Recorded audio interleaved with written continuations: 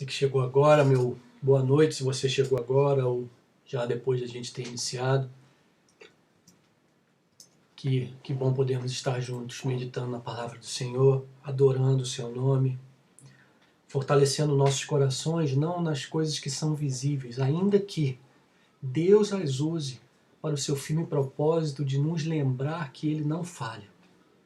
Deus usa as coisas visíveis, está usando esse computador, esse violão, a conexão de rede que eu tenho aqui, a tua conexão de rede, o teu computador, o teu celular, está usando tudo isso para que possamos estar juntos agora.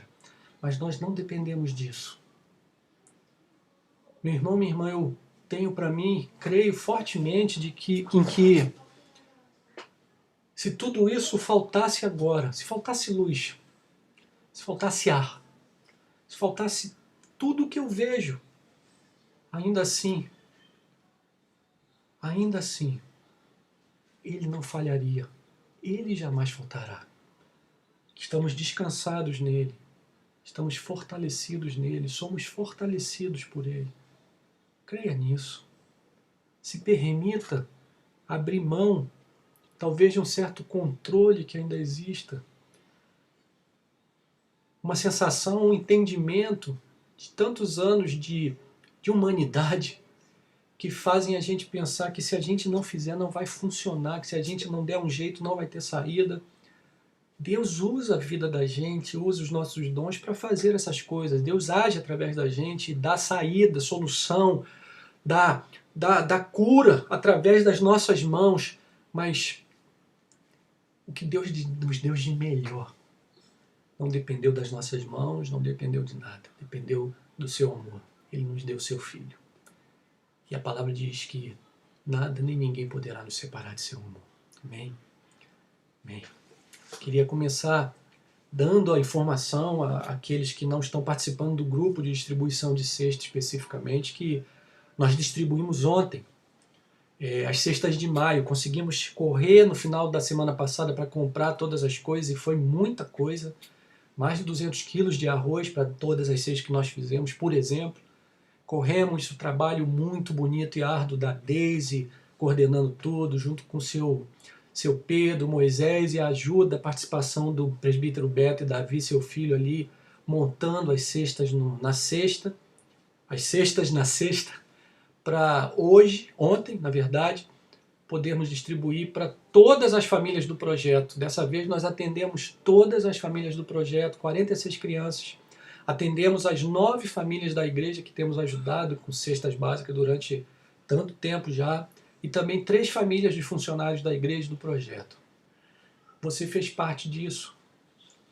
Tua ajuda, ainda que talvez não financeira, mas participar da igreja, ser parte, sustentar em oração, se importar, estar junto, faz parte também. Então, muito obrigado.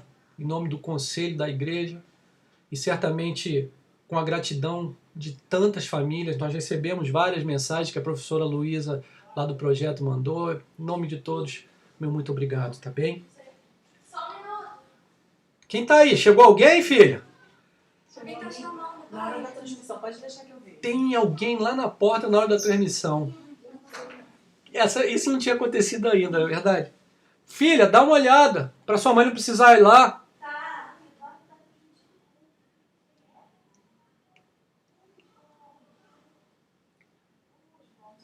Acho que é o João da Eleisa, mas vamos lá, vamos começar. Você já deve ter visto algum filme, certamente, onde um prisioneiro vai fazendo marcas na parede para registrar e contar os dias da sua prisão. Normalmente ele faz nos filmes 4 pauzinhos assim, faz um cortando tudo depois para contar as semanas que passaram do seu tempo ali de prisão. Eu estou quase assim. Não sou prisioneiro e nem estou querendo fazer comparações indevidas, não é isso. Mas como você tem visto em nossas mensagens, quase sempre eu inicio dando a minha contagem de dias. E hoje eu vou fazer a mesma coisa. 52º dia de isolamento social. Não estou cansado, não. A rotina tem sido até boa. Acordar, fazer minhas tarefas ali da casa, como já falei em outras transmissões. Trabalhar até 12h30. Almoçar com a família. Poder orar junto com ela todos os dias. retornar para o trabalho às 16 horas, em torno das 16 horas, sair, fazer um cafezinho, ou então, melhor ainda, ser lembrado por uma batidinha na porta ali do escritório de Ana, chegando com um cafezinho, às vezes com uma tapioquinha quentinha. Então, tem sido muito bom. Às 18 horas paro, faço alguma atividade física, pelo menos 3 vezes na semana, estou tentando. E aí posso ler um livro, ver um filme, jantar com a família e dormir. Mas o momento é que traz de alguma forma um cansaço, a preocupação e a incerteza, a dúvida. Eu creio que posso afirmar com alguma precisão que tua experiência pode ser mais ou menos assim. Não é tanto o isolamento, a preocupação e a incerteza. Não é tanto o isolamento, mas é a preocupação e a incerteza, a dúvida. Como eu tenho dito, então, é um momento de crise. E dessa forma nós temos procurado meditar em como as crises dos nossos irmãos e irmãs no passado, crises essas que ficaram registradas nas Escrituras, podem nos ajudar. O que podemos aprender dali? Semana passada me voltei para as orações de momentos de crise de Davi, que ficaram registradas nos Salmos, e a gente aprendeu que oração deve ser prioridade, que a oração nos transforma e que essa transformação é sempre na direção de nos tornar testemunhas de Jesus nos nossos dias.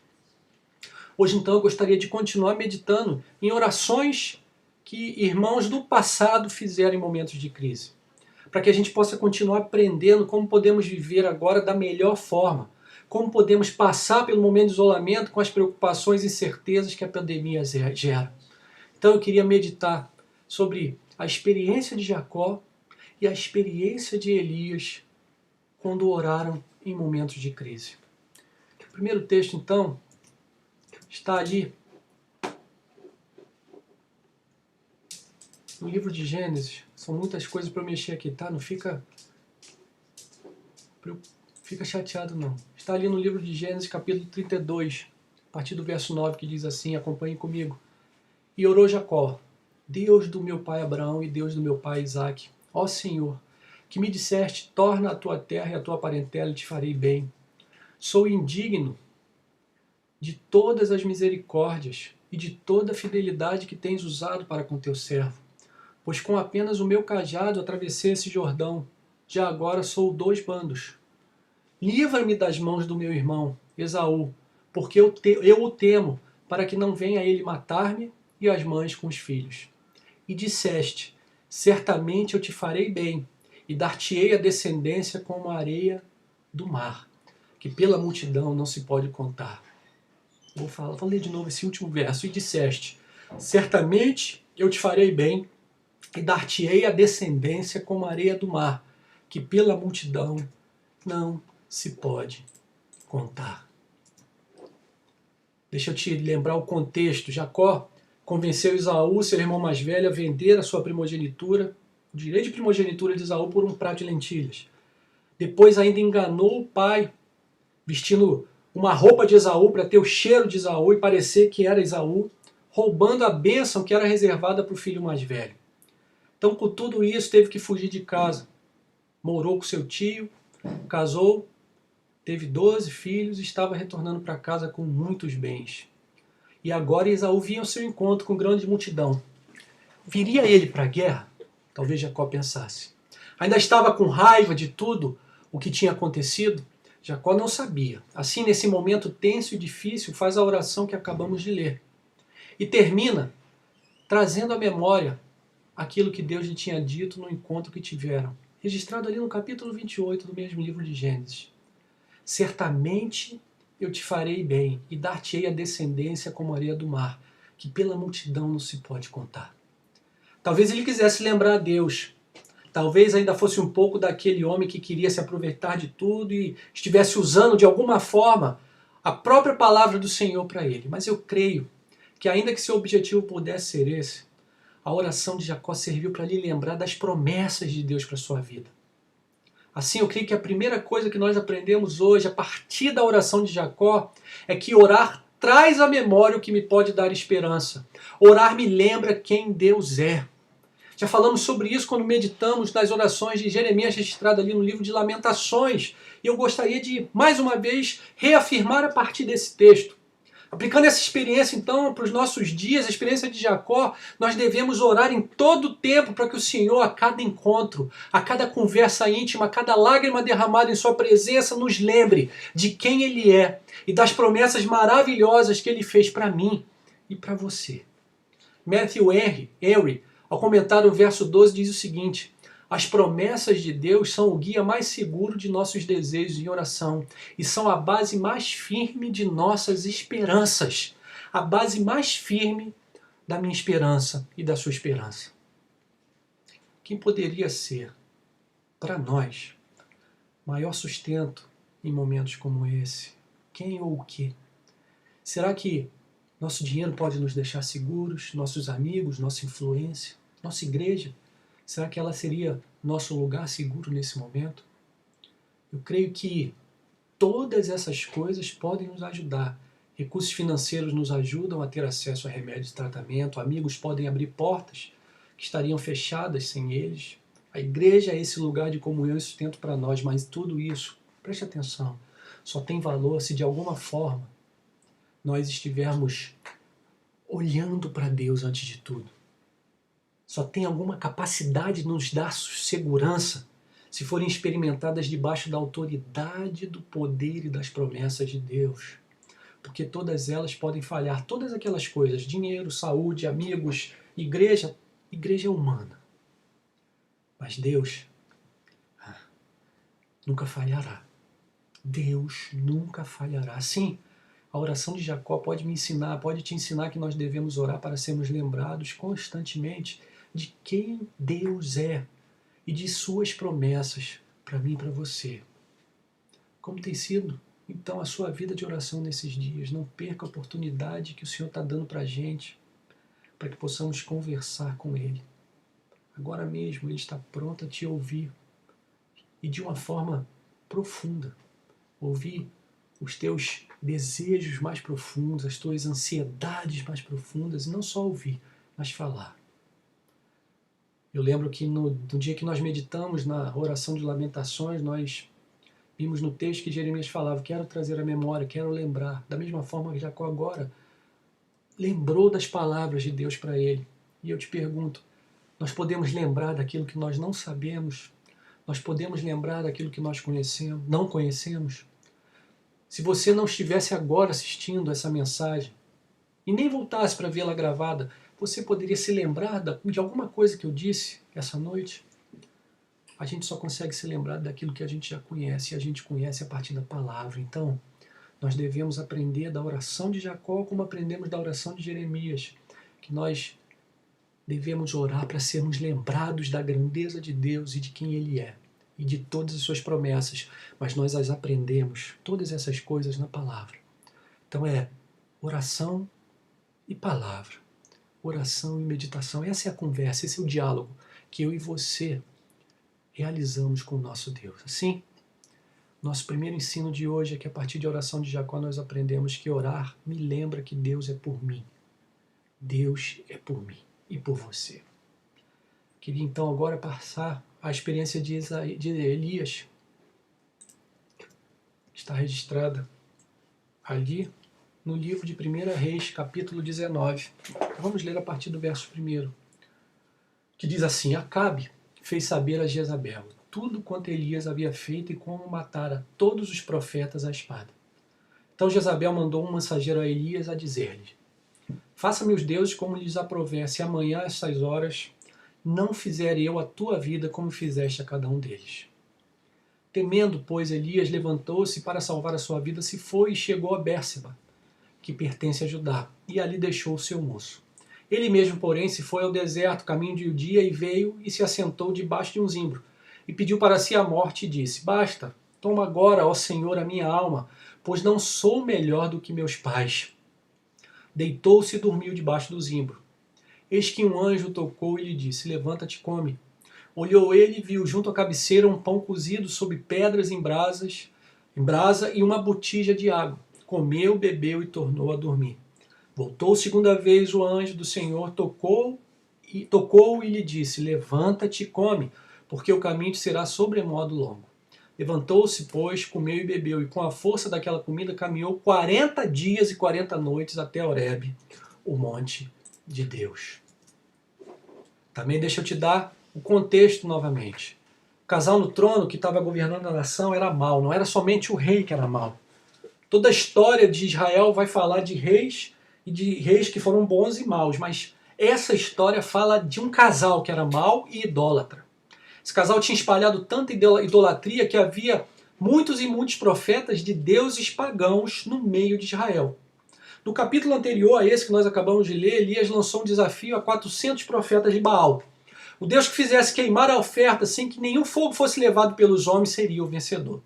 Os profetas tentaram, oraram incessantemente, mas nada aconteceu. Então Elias orou. E Deus, o verdadeiro Deus, fez lamber em chamas o sacrifício no altar, sem que nenhum homem tivesse levado fogo. Como resultado, o povo se volta para Deus e Elias mata todos aqueles profetas. Então, a gente começa assim o capítulo 19, com Elias sabendo que a má rainha, estava em seu encalço. A gente pode ser tentado a não entender, ou pelo menos questionar. Muitas vezes eu sou tentado a isso. O profeta tinha acabado de ver o poder de Deus com os próprios olhos. Deus tinha feito uma oferta lamber. Elias ainda tinha jogado tanta água em volta do sacrifício e mesmo assim o fogo lambeu tudo aquilo ali. Como então ele poderia temer a rainha mesmo depois dessa experiência? Mas na verdade, nós estamos diante de nós mesmos. Elias é como eu e você. Tiago então escreveu, muitos e muitos anos depois, Elias era um homem semelhante a nós, sujeitos ao mesmo sentimento, aos mesmos sentimentos. Elias então temendo, como eu e você estaríamos temendo também, foge para o deserto. Não somente isso, a angústia era tão extrema, seu medo, cansaço tão grande, que ele ora, basta, toma agora, ó Senhor, a minha alma, pois não sou melhor do que os meus pais. Elias tinha chegado ao seu limite, não conseguia mais continuar, não sabia mais o que fazer, para onde ir, nem como fugir do poder real, então parece desistir. Muito parecido comigo, muito parecido com você, não é verdade? Quantas vezes a gente quase desiste, tentamos de novo, a mesma coisa parece que não vai funcionar. A gente não precisa nem pensar em momentos extremos como essa pandemia, a gente pode pensar nos momentos comuns da nossa vida, as nossas situações, como nossos casamentos, a nossa relação conjugal. Quantas vezes, gente até dentro da igreja está vivendo uma relação conjugal difícil, tenta, ora, busca o Senhor, faz de tudo e parece que nada vai mudar, chegando ao ponto de quase desistir. Infelizmente, alguns até desistindo. Pode ser no trabalho, um chefe, um tipo de trabalho, um salário, algo que incomode, que você tenta, conversa várias vezes e parece que nada vai mudar, você quase desiste do trabalho. Pode ser com os filhos. Quantos de nós podem estar enfrentando agora mesmo situações difíceis com os filhos, na criação deles? Tentando e tentando, orando e mesmo assim, parecendo que nada dá certo, quase então desistindo. Mas então, e essa é a nossa experiência, eu sei que é a sua, algo parece que acontece com a gente. Quando a gente chega no limite, parece que é quando as coisas começam a acontecer. Veja no exemplo de Elias, logo após fazer essa oração, ele dorme. E é despertado por um anjo que ele toca e diz, levanta e come. Elias vê novamente fogo natural, sobrenatural de Deus, mas agora a partir de pedras que estavam incandescendo em brasa, aquecendo o pão e água, uma botija de água. Come, novamente dorme, o cansaço era muito grande, extremo, o desânimo ainda era presente. Novamente o anjo lhe acorda e lhe diz, levanta e come. E ainda acrescenta dessa vez, o caminho será longo. Por 2 vezes o profeta vê fogo de Deus e comida para si. Agora então ele parece ter renascido, estava forte, a ponto do texto dizer que ele vai caminhar 40 dias e 40 noites até o monte de Deus. Do desejo de morrer para a força sobrenatural a partir de um pão e de um jarro de água. Mas pão e água que vieram do Senhor. Aleluia! Assim nós aprendemos com essa experiência de Elias que orar me leva ao lugar da minha incapacidade. Mas é nesse lugar que o Senhor age. Orar pode me levar e me leva muitas vezes ao lugar da minha incapacidade. É a hora que eu não consigo mais. Essa é a hora que a minha oração aparece de forma profunda. E é nessa hora que o Senhor age. Quantas vezes não foi assim na tua experiência, na tua caminhada? Quantas vezes quando parecia que não dava mais para mais um dia? Você não tinha mais forças nem para levantar da cama, então algo da parte de Deus lhe tocou e você conseguiu. Levantou da cama, levantou a cabeça e foi em frente. Quantas vezes? Pois creia, Deus está fazendo isso hoje em nome de Jesus, aleluia. Hoje, em nosso momento difícil, olhando para a experiência de Elias, que possamos aprender. Deus nos leva ao limite para nos tratar ali na fragilidade, onde nós mais estamos propensos a aprender e onde nós mais estamos propensos a mudar. Nossos dias, então, esses agora, são dias em que Deus está agindo poderosamente em nossas vidas. Ele nos leva ao limite da pandemia para nos tratar, nos transformar, fazer de nós mais parecidos com seu Filho. Se permita então viver essa experiência com toda a sua força, porque é nessa experiência que você está ficando forte, ainda que seja na fraqueza, como Paulo ensinou, quando nós estamos fracos é que somos fortes. É nessa experiência que você está aprendendo de forma mais completa que Deus é Deus. É nessa experiência que você está aprendendo de forma mais completa que Deus é Deus. Aleluia! Que possamos aprender com a experiência de Elias. Que possamos aprender que a oração nos leva ao lugar da incapacidade. E é nesse lugar que Deus age. Aleluia. Por fim, então, quero aprender a terceira lição dessa noite, ainda na experiência de Elias. Um último aprendizado, escondido ali entre as pedras. Veja o que o anjo oferece ao profeta. Ali a partir do verso 5, para nos lembrarmos. Deitou-se e dormiu debaixo do zimbro. Eis que um anjo o tocou e lhe disse, levanta e come. Olhou ele e viu junto à cabeceira um pão cozido sobre a brasa e uma botija de água. Comeu e bebeu e tornou a dormir. Voltou segunda vez o anjo do Senhor tocou e lhe disse, levanta-te e come, porque o caminho te será sobremodo longo. Mas quero chamar a atenção para aquilo que foi oferecido a Elias, um pão cozido sobre pedra e em brasa e uma botija de água. Pão e água. Eu não tenho dúvidas que o Senhor poderia ter oferecido qualquer coisa. Um cordeiro assado, uma boa jarra de vinho, frutas secas, frutas frescas, talvez frutas secas porque estava no deserto, ou frutas frescas, por que não? Azeite em abundância, mas Deus não ofereceu nada disso para o profeta. O anjo tinha para Elias apenas pão e água.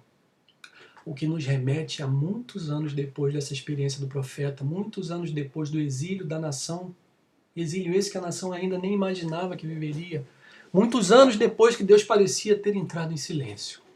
O pão e a água de Elias apontam para Jerusalém, dominada pelo Império Romano, para um casal simples, praticamente pobre, tendo um filho em um estábulo, para um menino que crescia em sabedoria diante dos pais, que aos poucos foram percebendo que aquele simplesmente um menino era alguém com capacidade de deixar extasiados os mais doutos da sua religião. Pão e água de Elias apontam para um homem que ao ser batizado ouve, junto com todos que estavam ao seu redor, uma voz que dizia, você é meu filho amado, em você eu me agrado. Aponto para um homem, Deus, que disse, aquele que beber da água que eu lhe der, nunca mais terá sede. Pelo contrário, a água que ele der será nele uma fonte a jorrar para a vida eterna. Eu sou o pão da vida. Quem vem a mim jamais terá fome, quem crê em mim jamais terá sede. O terceiro aprendizado para nós essa noite, e talvez o maior, é que a maior ação de Deus no mundo, na minha vida, é Jesus.